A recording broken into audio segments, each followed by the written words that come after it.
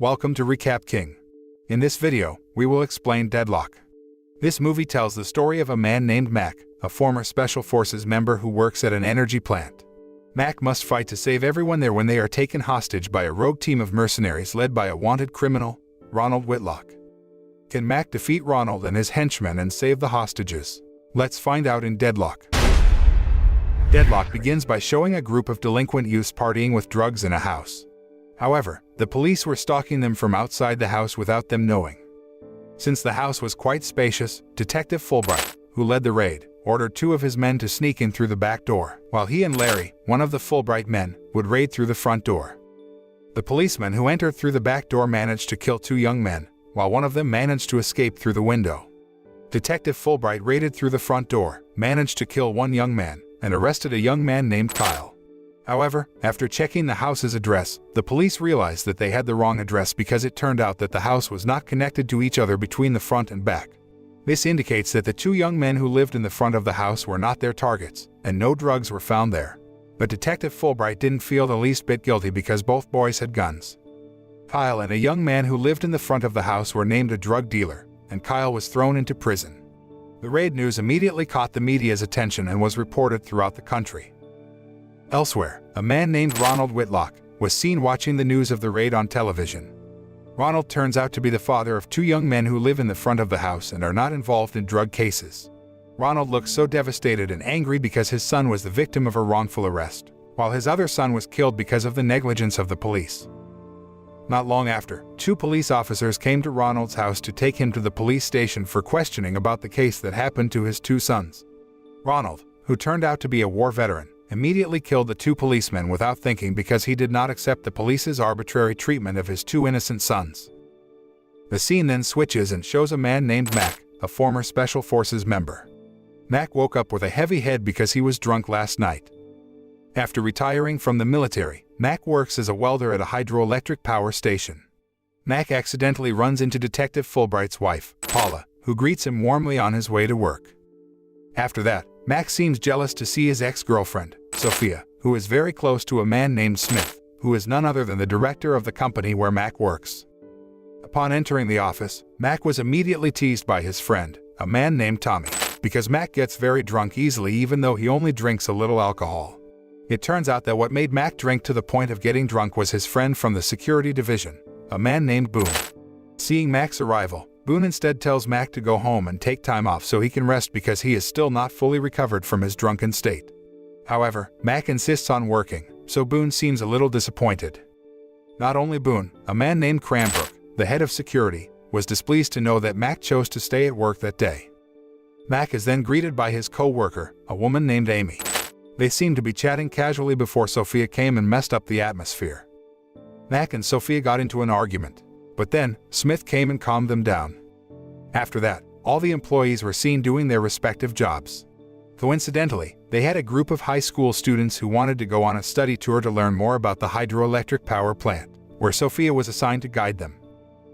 At the same time, several cars appeared that immediately barged in by crashing into the fence. The officer on duty at the front gate immediately reported this to Cranbrook. But strangely, Cranbrook did not respond to the report and instead killed his men who were nearby. Likewise, Boone killed his co-workers who were on duty with him. It turned out that Boone and Cranbrook had teamed up with Ronald Whitlock to hijack the power plant. Ronald leads the mercenaries and rushes in, taking the workers and high school students hostage on a study tour. Knowing there was an ambush, Smith and Paula went into hiding and tried to call the police. But Boone soon found out about this and hung up the phone, then arrested Smith and Paula. Meanwhile, Mac, working on repairing the dam's broken iron frame, realizes something has happened when he sees an unknown man with a gun. With Mac's skills and experience as a former member of the Special Forces, he can easily take down the man and knock out several of Ronald's henchmen. Elsewhere, Ronald orders his henchmen to bring Smith before him. Ronald then forced Smith to open the water dam. Hearing this, Smith immediately refused Ronald's request because it would cause flash floods that endanger the residents living around the dam. But because Ronald threatened Smith, he had no other choice but to obey. Ronald threatened all employees through the monitor screen and said he would drown them if anyone dared to oppose him. After that, Ronald received news that several of his henchmen had been killed by a welder named Mac. However, Boone tells Ronald that Mac is not a random person because he is a former member of the Special Forces. Hearing this, Ronald ordered his henchmen to immediately arrest Mac. Meanwhile, Mac, who was about to hide in a room, accidentally met Tommy, who was already there first. Tommy said that the employees and high school students were being held hostage by the mercenaries, but he didn't know the motive of the hijacking that was going on there. When Mac and Tommy come out of hiding, they are immediately confronted by a group of Ronald's henchmen, engaging in a shootout. Meanwhile, Ronald meets Paula and asks her to call her husband, Detective Fulbright, to come to the place because he was the one who led the raid on the drug case that killed one of Ronald's sons and imprisoned his other son who was innocent. When Detective Fulbright finally arrived at the power plant, he was immediately surrounded by Ronald's henchmen and brought before Ronald. Knowing that Ronald is Kyle's father, Detective Fulbright then apologizes to Ronald and says that what happened to his sons was an accident. Detective Fulbright then offers some money as long as Ronald is willing to free himself and his wife. But Ronald is not at all interested in money because his goal in doing all this is to get revenge. Ronald then kills Detective Fulbright right in front of his wife, who turns out to be pregnant. Paula looked so shocked and devastated by the death of her husband. Ronald then orders his henchmen to dump Detective Fulbright into a dam. On the other hand, Mac and Tommy are working on a plan to free the hostages. Mac asks Tommy to go to the school bus while Mac searches for the hostages.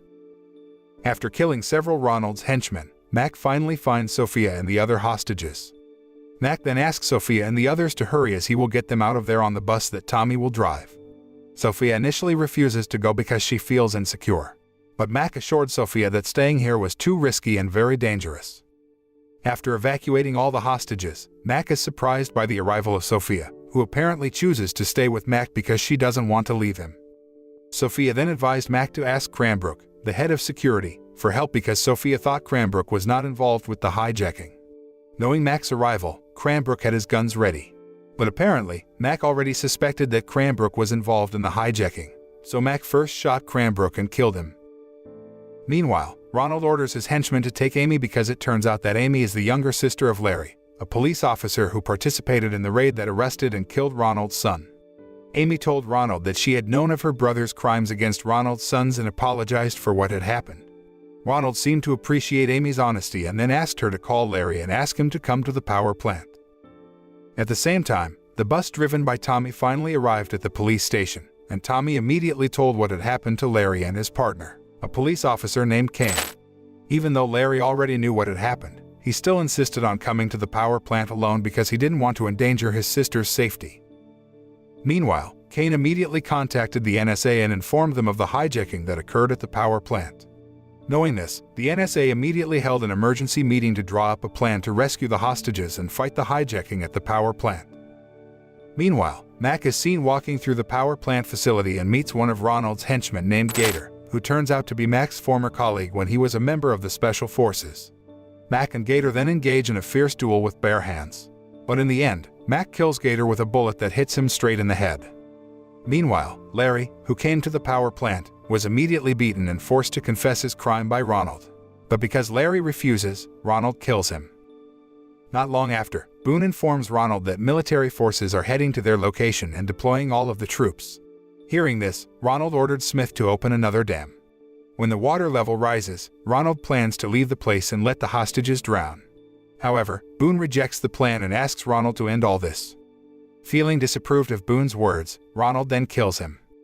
It didn't take long for the United States military forces to ambush the power plant and kill Ronald's henchmen guarding outside. Mac then asks Sophia to close the dam while he searches for Ronald's whereabouts. After killing Ronald's henchmen, Mac finally finds Ronald's location, along with the arrival of military forces who ambush them. Mac then asks Ronald to surrender because now he is surrounded. But Ronald refused to give up, so he was eventually shot dead. 2 weeks have passed since the incident, and activity at the power plant has returned to normal. Mac is now promoted to head of security and is back in love with Sophia and plans to get married. The moral that can be learned from this movie is that revenge, in the end, will not bring happiness or peace, because the circle of hatred will instead plunge us into misery and suffering that may end in the death of those we love.